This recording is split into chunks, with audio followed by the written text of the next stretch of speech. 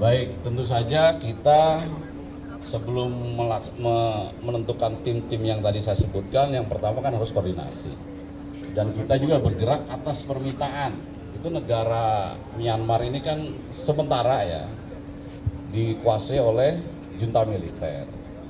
Sehingga tentu saja hubungan diplomatiknya tidak sama seperti negara-negara yang tidak dalam kondisi seperti itu. Tetapi dari pemerintah Myanmar yang junta militer sudah mengirimkan permintaan bantuan, ya, sehingga itu terus disikapi oleh Kementerian Luar Negeri, berkoordinasi, dan kita bisa masuk ke sana.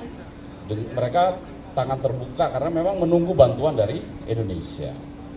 Nah, bandara yang bisa didarati itu bukan ibu kota Yangon, ya, karena Yangon dengan pusat bencana ini masih cukup jauh.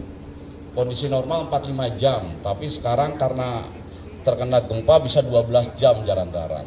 Sehingga kita masuknya ke bandara Naypyidaw. Ya. Di sana sudah ada tim pendahulu yang berkoordinasi. Ya, TNI juga sudah masuk, Polri juga sudah masuk berkoordinasi untuk mengamankan, karena memang mungkin media tahu bahwa situasi keamanan di Myanmar masih tidak sebaik di negara kita.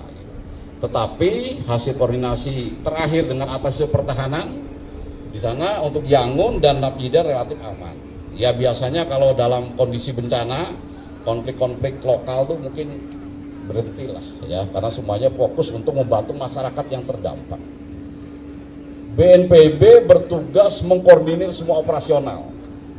Karena sesuai Undang-Undang Nomor 24 2007, ketika ada operasi tanggap darurat seperti sekarang, ya BNPB diberikan wewenang untuk mengkoordinir fungsi komando.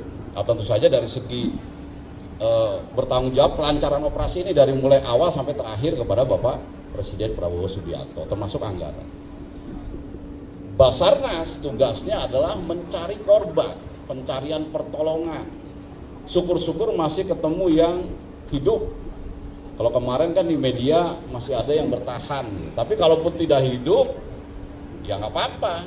Mungkin jenazah, seperti pengalaman di Turki, waktu seminggu Basarnas dengan tim yang lebih kecil daripada sekarang, dengan perlengkapan yang lebih minim, itu bisa menemukan 15 jenazah. Luar biasa itu, kondisi cuacanya di bawah 0, dingin. Kalau sekarang cuaca di Myanmar relatif sama dengan Indonesia.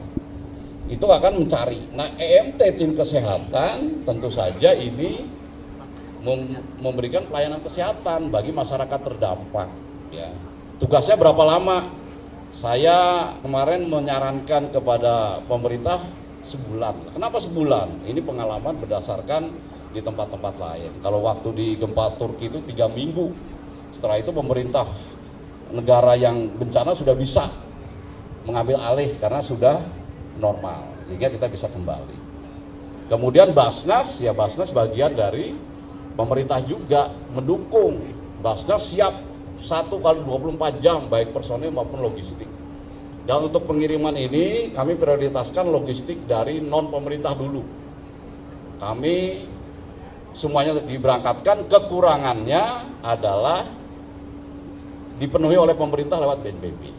Dan sebagai informasi yang diminta dari negara Myanmar adalah kalau permakanan sudah banyak, mereka minta tempat berlindung. Karena yang tidak korban pun takut akan ada gempa-gempa susulan. Kan rekan-rekan media tahu, habis gempa 7,7 kan kemudian 6,4.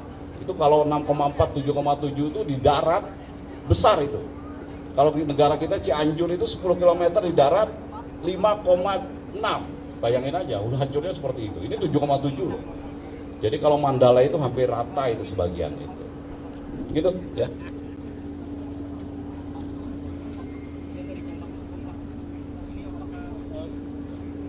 Pak Izin dari Kompas.com, ini apakah BNPB sudah ada update terbaru mungkin soal korban jiwa dari WNI, apakah ada gitu Pak, dan mungkin korban luka-luka sudah ada update-nya di gempa ini? Itu saja Pak, terima kasih dulu.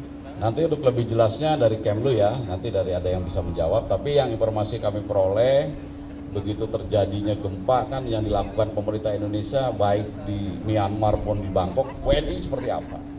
Nah, sejauh ini WNI aman, alhamdulillah, baik yang luka-luka, apalagi korban jiwa tidak ada. Tetapi untuk lebih jelas update-nya nanti silahkan bertanya ke jajaran Kementerian Luar Negeri. gitu ya.